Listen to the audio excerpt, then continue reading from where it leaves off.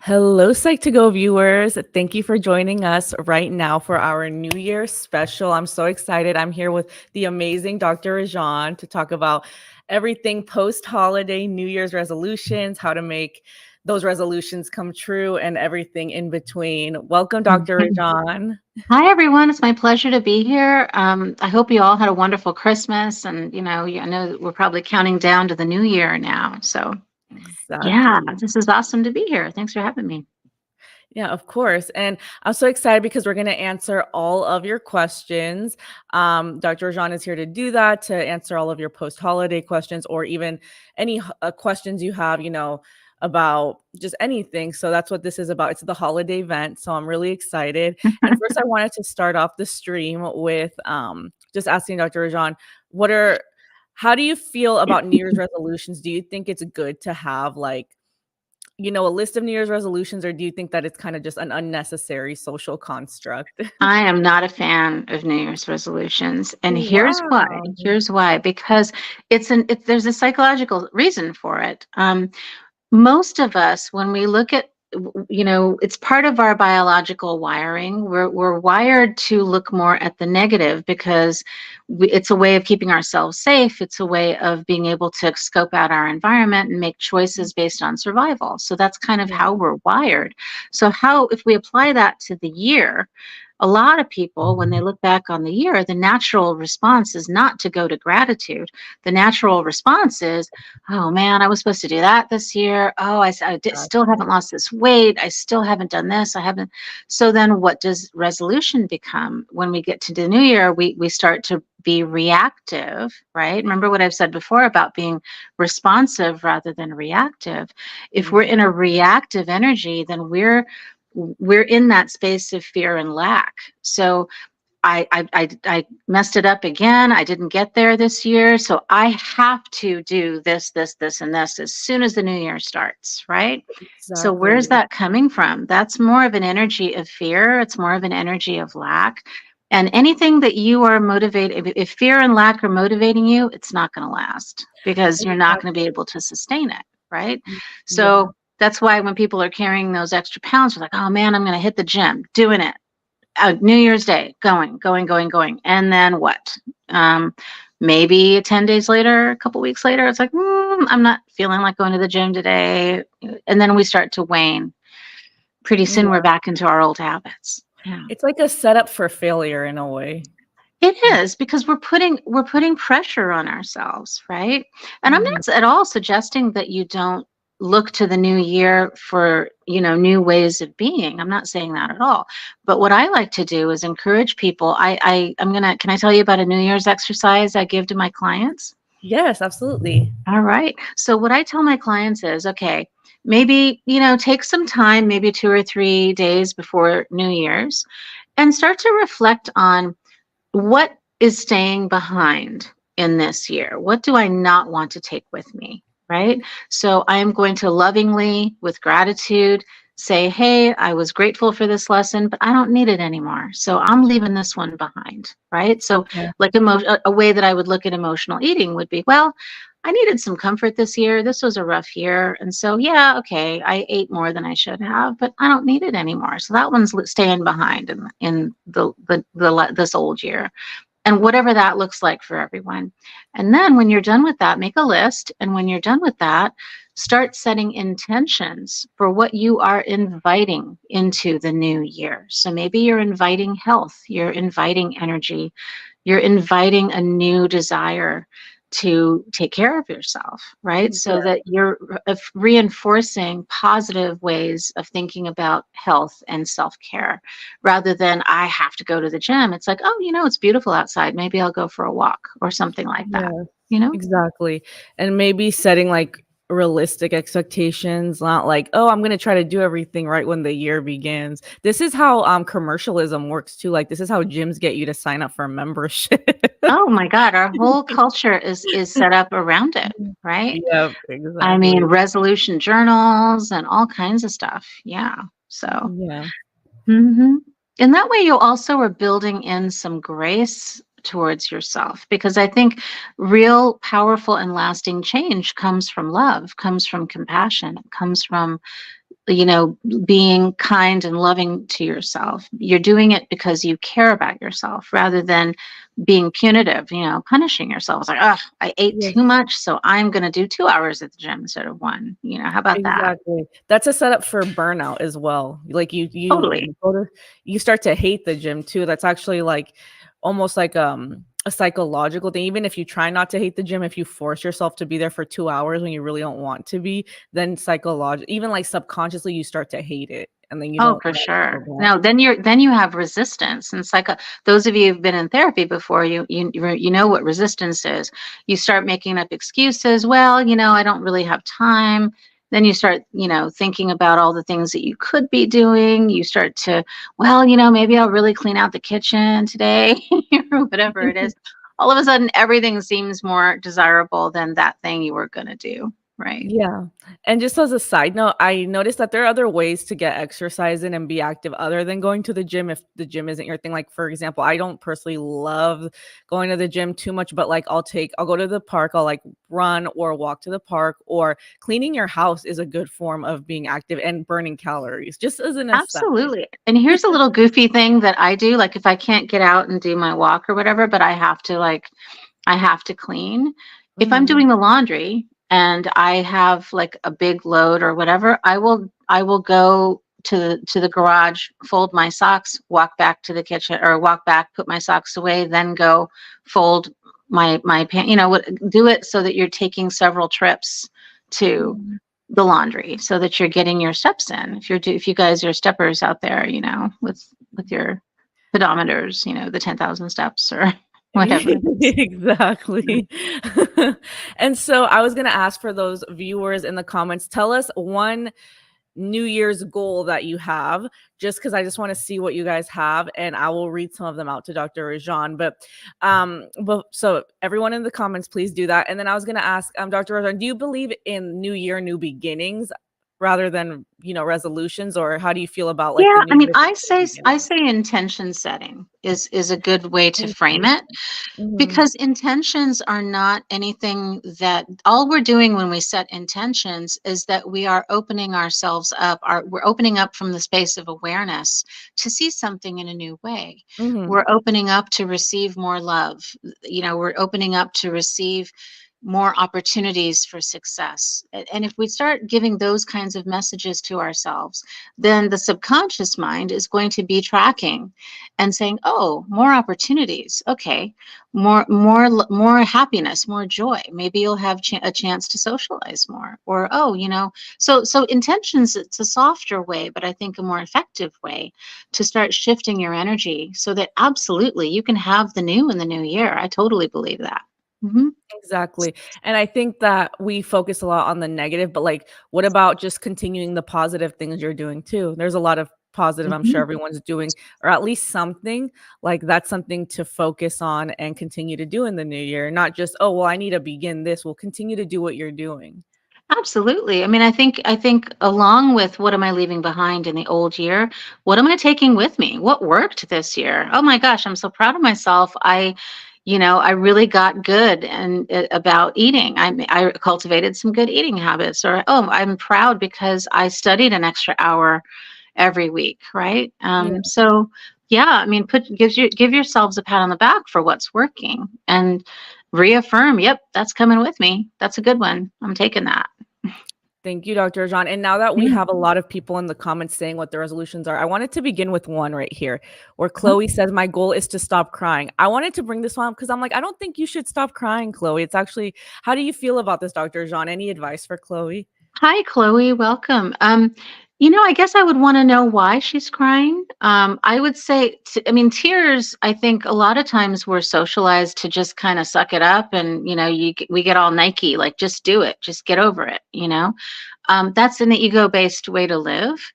And I don't think that that's a healthy way to live. I think that emotions are powerful and transformative, and they're a part of who we are. So some of us are more sensitive than others, and I think crying is an important expression. So if you're a bit more sensitive, and I'm a crier. I totally cry. I'm an empath and I'm very sensitive. I Me too. embrace it. And I think that, hey, this is something that needs space in my life right now. So I'm going to take some space and I'm going to cry and I'm going to process what's going on, because otherwise we're stifling who we really are. Chloe said, "I'm very sensitive." No, that's actually a virtue. That's a good thing, Yeah. Chloe. If you're Yeah. wanting to limit crying maybe in public settings, I understand that, but, like, instead of maybe there's someone who's been shaming you about it, there's no reason to feel ashamed, There's no reason, so Not at I think it all. I mean, there's a book you might be interested in, Chloe, called The Highly Sensitive Person. And there's, I think, there's like a book and a workbook, but it's a very interesting read because um, it kind of gives insight as to what that means, and why you orient to the world in the way that you do. Sometimes if you're you're not like everyone else, which is a great thing. You don't, I mean, honor who you are, honor authentically who you are. Then it's nice to know what makes you tick or how you're wired. And sensitive people, I used to get shamed for it when I was growing up. And Oh, I had a very me tough too. father who meant well, but he wasn't emotionally available in the way that I needed him to be. And so I ended up thinking that crying was bad. And I had to learn how to be kinder and gentler with myself and to honor those tears, because that's who I am. Exactly. Same here. I was shamed for crying when I was younger, and it was seen as a weakness when in reality, this is why I think that looking at it from almost like a male perspective, not my perspective, I'm female, but like from like males' perspective, they're always told that, oh, crying is a weakness and Hmm. what you're doing is bad. No wonder men think crying is a weakness since our society is conditioned to think that And way. and there's the cultural piece too, because I know I'm South Indian. I know people who are watching from other parts of the world. Your culture probably has different attitudes about emotional expression, and that's very normal. That's very common. But I think that whatever your culture says you should be, take some space and connect with who you are, because regardless of what culture we are, regardless of what how we're socialized, we're all chemistry sets walking around. Emotions are a chemical response in the body and the brain. So honor your chemistry, honor who you are, because that's the path to real joy, is being free to be who you are. Yeah. Exactly. Thank you, Dr. Mm, Rajan. So now we're going sure. to start our round of questions. I'm super excited. This is what this is for. I'm really, really excited for this. So let's start with our first question by Toxic Hurricane. He asked, do you guys know how to explain mental health to old thinking parents? My parents are very old school and I don't know how to explain it. This is a great Hmm. question, Hmm. honestly. Yeah. Well, that's tough. I know that it can be very difficult, especially when it comes to mental health, because I think naturally there's a lot of stigma around it. There's a lot of fear and negativity around what depression might be or anxiety. And all of a sudden we get into really kind of demeaning terminology, oh, you're crazy, or you're seeing a therapist. What's wrong with you? I think that a good way I like to explain it is, what? All of us we are all body, mind, and spirit. So that means that what happens with the body, if there's something wrong, if we're out of balance, maybe we need to adjust the diet. Maybe if we break an arm, we need to go put it in, get it set in a cast. Similarly, there's a lot of things in life that affect our emotions, and if our emotions go out of balance, then we're not going to function very well. We might be too stressed out, maybe we need a break. We might be kind of depressed, maybe we need to see what's been going on in life, so that we're able to function with balance. And I think, we're not all heads walking around. We're not just minds. We're not just hearts. And we're not just bodies. But if you notice people in your life, and even ourselves, we all tend to hang out more in one area or another. Like, those people who live at the gym, they're gym rats and that's all they do. And they're obsessed with their protein and all of this kind of thing. Or those people who are all about their emotions and their choices and their lives ride on their emotions, etc. Right? But ideally we want to be in balance. So I try to kind of bring it back to balance, so that we're not really, yeah. So that tends to be something that I think translates in some way. Thank you for that, Dr. Rajan. And then Yeah. Kigado Majama asked, I think this is a really good question. How can I boost my self-esteem? Do you have any strategies, Dr. Rajan, for that? Absolutely. Yeah. Boosting your self esteem. I think that, oftentimes one of the things I think that's important is to start affirming affirming who you are, right? I think a lot of times who we are gets mixed up in all of the expectations around us, right? Because our work, our jobs have expectations, our parents, our families have expectations. Sometimes there's cultural expectations. And the truth is, if we start to live from the ego space, then we start to equate our identity with what we do or don't do, with how we succeed or we don't succeed. But what we never really do enough of is to simply honor different qualities about ourselves. So a good exercise, I think, and it won't feel, you won't have an emotional change at first. It takes time. Emotions, believe it or not, emotions are a habit at a certain level. Why do I say that? Because emotions follow thoughts and feelings follow thoughts. So if we're thinking in a certain way, we're going to be having those thoughts reflected by how we feel. So if we want to start feeling differently, what do we need to do? We need to consider how we're thinking. So what a first step would be to have get into the space of awareness. And I teach my clients to have meditative moments. What do I mean by that?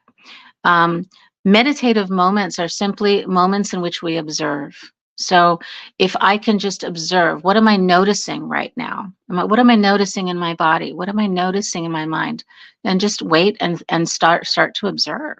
I'll bet that you have negative thoughts about yourself. If you have negative thoughts, then surely those negative feelings follow. So see if you can, for 21 days, and I say 21 days because it takes 3 weeks to break a habit or create a new one. So for 21 days, give yourself an exercise of writing down, and you want to write down 3 affirmations about yourself. You want to make them affirmations that are believable, somewhat believable. Like, for example, if you're dealing with body shame and one of your affirmations is I'm the most beautiful woman in the world, that's probably not going to work. Right? Because we need some buy-in. You're not going to buy into that statement. It's going to be way too extreme. But let's say that my affirmation might be my body is strong and healthy, and I feel good in my body, right? If I say those things, then those are going to be push me more in a positive direction. And pretty soon you will start to feel better in your body. So like that, create 3 affirmations, say them to yourself in the mirror. Okay, I would say 3 times in a row, a couple times a day for 21 days, and see, and you'll start to feel yourself shift. It's a simple way.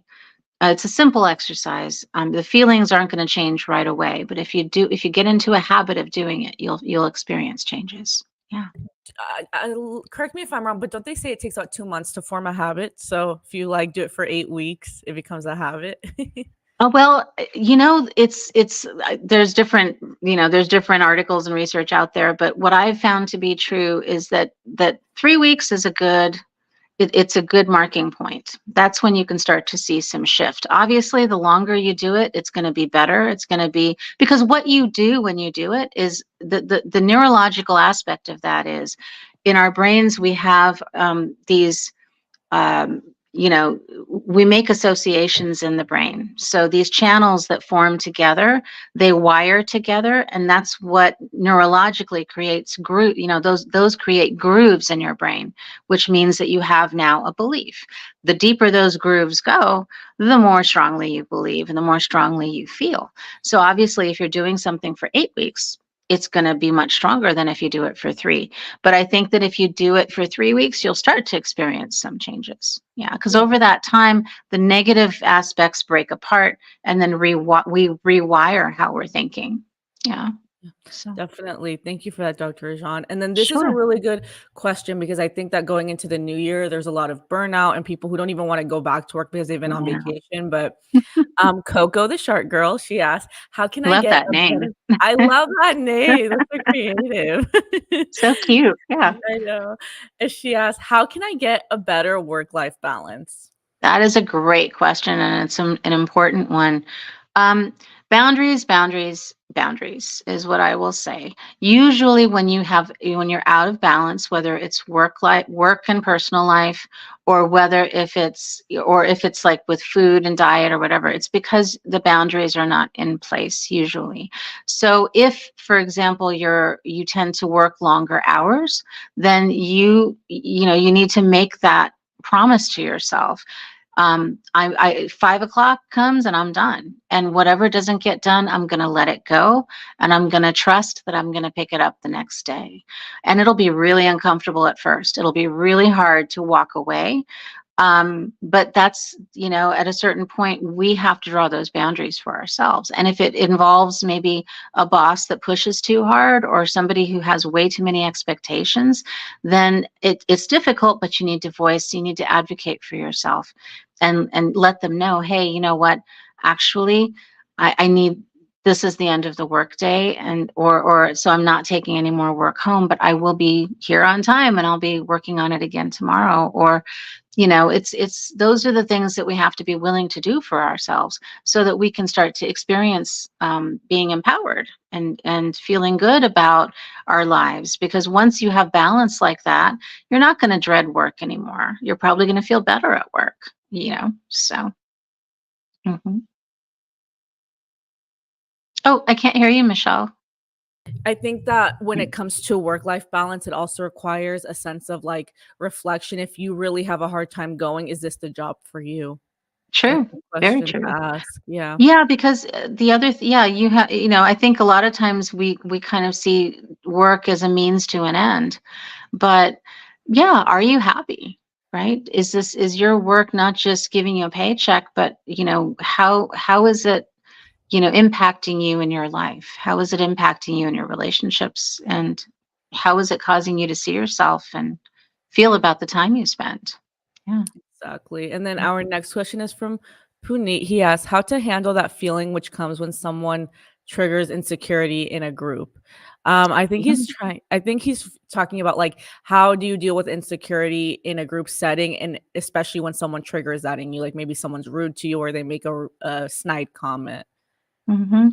Yeah, I mean, I think that's a hard one because insecurity oftentimes has deep roots, right? So usually when people are insecure, it has to do with some kind of repetitive pattern that has developed in life. And I would say in a group setting, obviously, if it happens in a group setting, it can create embarrassment. It can create, a magnification of those feelings. So I think it's important to mentally, remind yourself, okay, I'm okay. I'm going to breathe and just take a pause mentally, take a moment. If you have to excuse yourself, excuse yourself. I'm going to run to the restroom or whatever, and then take a breath, recompose yourself and come back and remind yourself that people's I don't know exactly what that trigger, I mean, the trigger, whatever the trigger is important too, because if you have somebody who's being rude or overbearing or whatever, then I think you have every right to speak up and say, that didn't feel very good when you said that, or I don't appreciate that comment. If that's something that's maybe too difficult for you, maybe you're too shy or it's too much, then it's fine to excuse yourself, whether from that moment or maybe from the group for a bit or whatever. But I think I would need a bit more information to kind of more specifically help you. But I think, again, we come back to boundaries, and we come back to being able to speak up and say, yeah, I didn't appreciate that. Or if you are able to have some internal boundaries, maybe you don't say anything out loud, but you're able to kind of mentally remind yourself, you know what, I'm just going to let it go. I know what this person's like. I'm going to breathe and I'm not going to take this in, because we need to be advocating for ourselves, whether with internal boundaries or whether, speaking up and asserting external boundaries. Yeah. Oh, can't hear you. No, I can't. I don't know.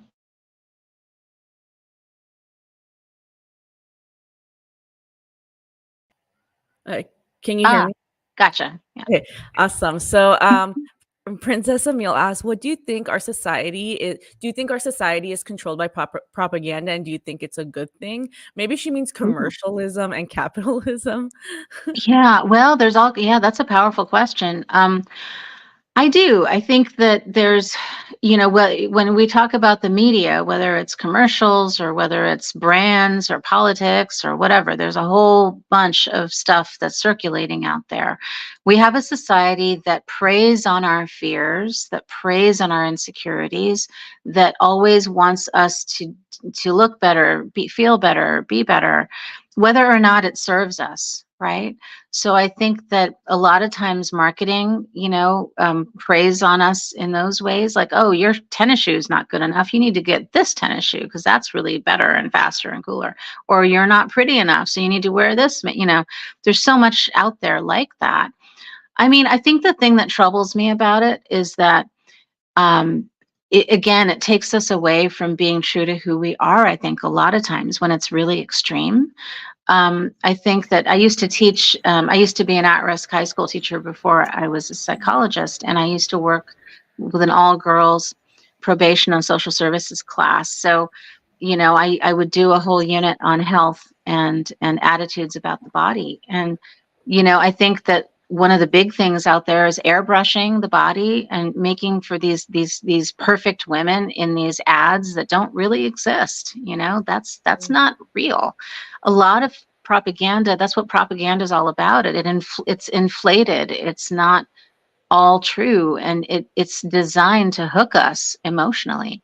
And what happens when we get emotionally hooked? We react. And remember what I said at the beginning, we don't want to live reactively, we want to live responsively. So when you feel that hook, it's important to take a step back and go, whoa, that's a strong feeling I'm having. What's that about? Is that true? And that's a question I ask when we talk about propaganda is it true? Is it? Do your Do I, research. what's that? Yeah, do your research, Yeah. and go within yourself. And you got to learn to trust your own intuition, right? And ask yourself, is that true for me? Does that work for me? Or what do I think about that? Right? Exactly. Hmm. Um, can you hear me? Sorry, Yep, my I mic. gotcha. You. Yeah. And so, just a normal person asks, how do you let go of some expectations that really pull you down?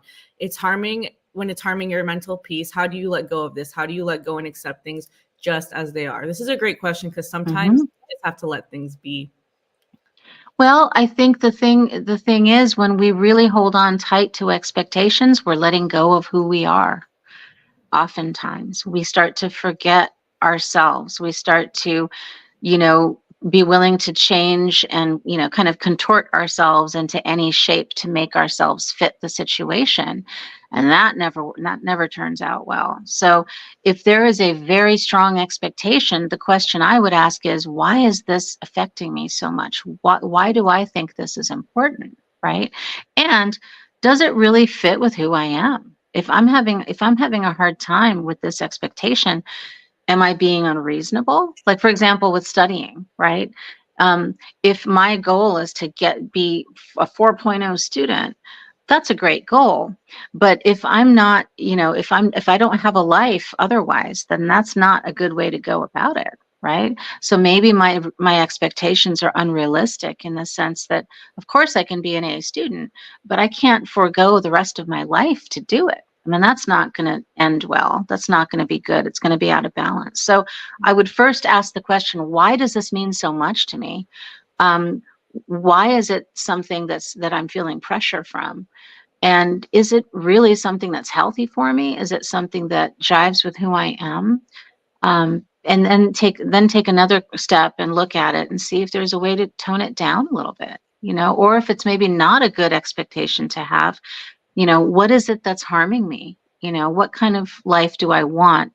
And to be able to ask yourself, okay, what is a compassionate response here? How can I have compassion for myself if I'm doing something to harm myself, or if this expectation is putting way too much pressure on me? What's the compassionate thing here? Maybe it's about taking breaks. Maybe it's about letting go of something that is completely throwing my life out of balance, or whatever that might be for you. Exactly. I agree with that. Just not paying attention to what doesn't serve you. Yeah, exactly. Yeah. And then the art of confusion asks how to be more comfortable. How can I be more comfortable with myself? It's a good Oh, one. that's a great question.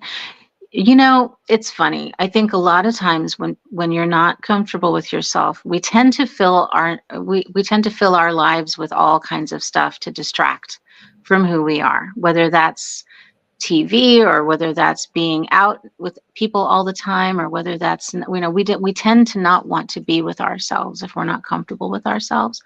So I think it's a great exercise to start to spend time by yourself doing things, and spend time by yourself intentionally. So I think journaling is a great way to do that. Starting to write in a journal how you feel about yourself. What is it that you aspire to? What are the things that you like about yourself? And starting to maybe spend time. I mean, I remember when I was younger, I decided to take a break from dating, and I took myself out on a date. And I actually bought myself flowers. I got really dressed up. I made reservations at this really great restaurant, live music, and somebody offered to buy me a drink. I said no, I'm with someone. I didn't accept the drink. You didn't accept the drink? I didn't Oh, accept the drink because I was with someone, and nobody showed up at my table for the rest of the night. So I don't know what he thought. But anyway, I was with myself, and I wasn't going to be with anyone else. I was spending the evening with myself. So as you do that, you start to see the world a little differently. You start to, I started to appreciate things about myself. I started to appreciate, myself for, my taste. Oh, I love this restaurant. Look at the ambiance. Oh, the music is so great. Wow, I have good taste. Or, I mean, there are little things that can start to lift your attitude up about yourself. Go to the movies by yourself. People think, oh my God, I can't go to the movies, or I can't eat at a restaurant by myself. Why not? I've done that so many times. Taking too. a journal with you, take a book, and go to a really good coffee house or whatever. And the great Hmm. thing is that you usually are your own best friend. So that means you can do whatever you want. You can pick whatever movie you want, whatever Hmm. snacks you want, whatever restaurant you want.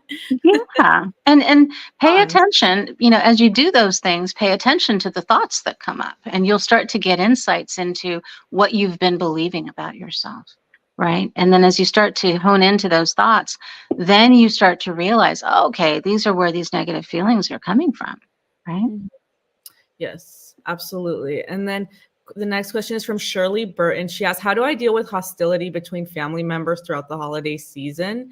I feel like my Christmas has been a nightmare Mm. this year. I'm sorry, Shirley. Oh, I'm so sorry. What a drag. I'm so sorry, Shirley. That is such a common situation, unfortunately. And what I will say to you, Shirley, is that regardless of what circumstances are going on around us, and the holidays are such a sensitive time because everybody goes into the holidays with expectations, with a need to take a break or a desire to connect, or there's so many emotions flying around, or dread, or frustration, or resentment. So it becomes, again, more, this is where it becomes important to set your intentions before you spend time with anyone. Take some time to go out and look at the decoration. I mean, I took some time by myself on Christmas Eve, just took a walk by myself to really take in, all of this beauty around me. And it put me in a mood. I was very, I felt very good about, the holidays, and I felt very happy. Do that for yourself before you spend time with anyone. And then you have to focus on, this is my Christmas. My emotions are my own. I have, we feel like everybody makes us sad, makes us angry. That's actually not true. We all have way more power than we think we do.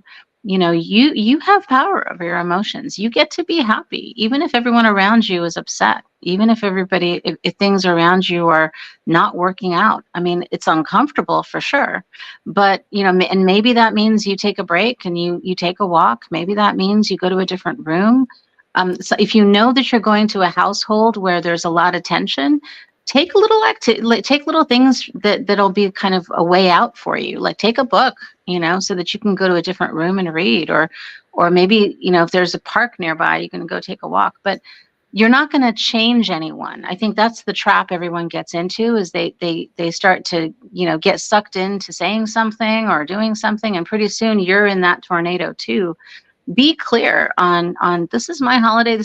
And if somebody asks you something, you can say, actually, I enjoy Christmas and I'm having a good day today. Sorry things are not going well for you. I hope you guys figure that out, but I'm having a good time. And as you set your boundary and you set your intention, you'll find the eye of the hurricane. You can have peace even in the midst of whatever else is going on around you. Yeah. Exactly. And so then Florida asks how to help a friend that's struggling and doesn't have the motivation to get better. Is there any way? You shouldn't put that burden on yourself, in my opinion, but go ahead, Mm-hmm. Dr. Rajan. Yeah, no, we can't change anyone. We can't change. One of the hardest things is to watch people that you care about making choices that create more and more distress for themselves or make themselves feel worse, or they get further trapped in a bad habit or something. It's lovely that you care about your friend, and you can let her know, hey, you know what, I care about you, I see you, and I'm here. I'm wanting to support you. So when you're ready to make different choices, I'm right here. Or if you want to listen, I'm right here. But as far as you know getting someone to change, that's even if you are able to somehow convince them, it's not going to be a lasting change, not until they're convinced that they want to change. And so being able to accept that and still be present to support, that's tough, that's challenging, but that's really all you can do. Yeah. Exactly. There's Hmm. nothing you can do about it if they don't want to change, right? Hmm. Yeah, that's right. Real change comes from within. Yeah. No And one gets a Chloe, pass on that. I wish it exactly. could happen other ways, but it can't. You have to save yourself. Yeah. Hmm. And then Chloe asked, what do you do when you are aware you need professional help, but you're too scared to tell someone? Wow, Chloe, that's Oh, really brave of you to bring that yes. Absolutely. Thank you. Well, I'm glad you brought it to this space. If you know that you need extra, and I don't know if you're a minor and you need to tell your parents if that's what the issue is, or if you feel like you want someone to support you, I think that I guess obviously it would have meant I would want to know more information about what the issue is. But it becomes critical to, even though it's hard, you have to say something about it, because otherwise you're the one who's going to have to suffer, who will suffer through it. And I don't know who you have in your life or what the situation is, but if you can simply, if you can keep it to, I really feel like I need some help with this. You don't have to share a lot of details. Maybe that'll help you to be a little bit, just open enough to be able to ask for help. But the fact that you want to see a professional, I think that's really good. I think that the people who love you, I don't know if it will be apparent to them that you're struggling, but sharing just enough so that they understand there is something here, and I really do want to try to handle it. Could you please support me? And if you feel like you don't have someone that can support you, there are hotlines where you can talk to counselors, and they might be able to talk to you in the interim. Um, and that might be a good way so that you're not completely unsupported. But my advice certainly would be to, even if you don't disclose a lot, go to the person you feel most comfortable to speaking to, and garner support that way. because definitely if you feel you need professional help, you don't want to put that off. Thank you. And then Pretty Me ask, I feel guilty of being happy whenever everyone around me is going through stuff. How to get rid of guilt? This is a great question because sometimes I deal with that too, especially if maybe you have a best friend or a partner who's going through something, and it can be you might feel guilt if your life is going in a great direction, but they're going through something. So I can this is relatable. Yeah, you deserve to be happy. We all deserve to be happy. And I think that guilt is tied to perhaps just wanting the people that you love and care about to be happy also. But and so I would say, rather than kind of focusing on that tension point between, wow, my life's actually going well and everybody around me is kind of going through it, being able to sort of be in a space of, okay, I'm going to detach and I'm just going to listen, you know and I think that if you're in a space of listening, you can kind of reflect back to people what maybe they might need to hear. Sometimes people need to vent or talk, and sometimes even if they are your best friend or close to you, family members who care about you, they can feel resentment or frustration because everything's going so great for someone else, and why not me? I would say, affirm for yourself, you deserve to be happy. And then maybe, set the intention that, okay, I'm going to be a bit more detached and I'm just going to listen. I'm going to be in a listening space. So that way you're really focused on them, and then they can lead the conversation, however it's going to go. And that way you're not sitting there going, well, I don't know, I can't really share anything because everything's going great.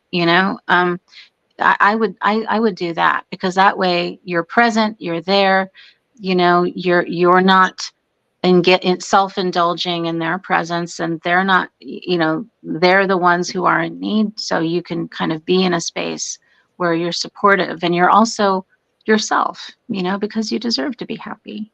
Yeah. Definitely. Now, our last question is by Ichigo. She asked, she asked, I have a necessary question. How can I overcome perfectionism in life? It is affecting my study life so hard, and I don't believe in myself like I used to. I'm sorry to Oh hear my goodness. Yeah, that sounds like a really tough situation to be in. Perfectionism's a tough one. No one's perfect. It's just, it's true. No one is perfect. So I think that, one of the best pieces of advice I got was that, it's if you can be good, don't be outstanding. And what does that mean? That kind of sounds a little odd, right? But what it means is that, when you are striving to be perfect all the time, you're sacrificing so many other things, right? I would be willing to bet that if you're really in that perfectionistic energy, you probably have other things in your life that are really, really lacking. But I'd be willing to bet that you can probably be at a very high level with whatever it is you're doing, and still get your grades, get whatever it is you're looking to get. And then it opens up so much more energy and time to do other things in your life. And as you build other things into your life, you start to realize, wow, this is great. I actually have a couple more hours a day than I used to.